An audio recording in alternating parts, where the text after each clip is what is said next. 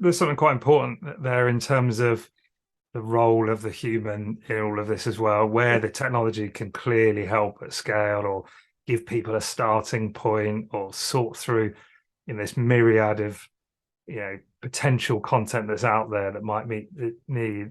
It's funny because I don't know if you hear similar, but certainly a lot of people in L&D and HR are describing themselves in a way that's similar to marketing. Yes, in fact, I've even heard people describe themselves as marketeers, and quite core to that skill set is the storytelling. And I think that is the bit where people do need to make the connection to join the dots between what they're curating for and why it matters to the people that they are they have in mind when they're curating. So that kind of whole, how do they set the context, how do they help people understand how it can help them, I think is is a hugely important role, whether that's a manager or whether that's an L&D or HR team doing that.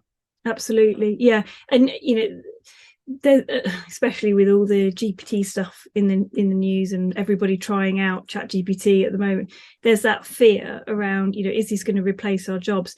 And I think it's going to be an awful long time before that fear is anywhere near reality for L&D teams, because of the contextual point that you've just raised there, Duncan.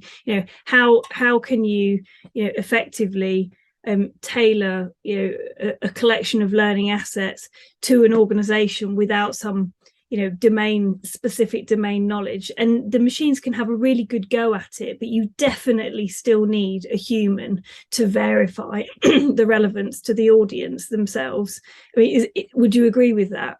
Yeah, I mean, I've used this term human assisted curation, where actually I see the technology is eventually doing a lot of the work up front to get to a point where someone can add the most value, in terms of creating the most value out of what the machine has been able to do in that sense.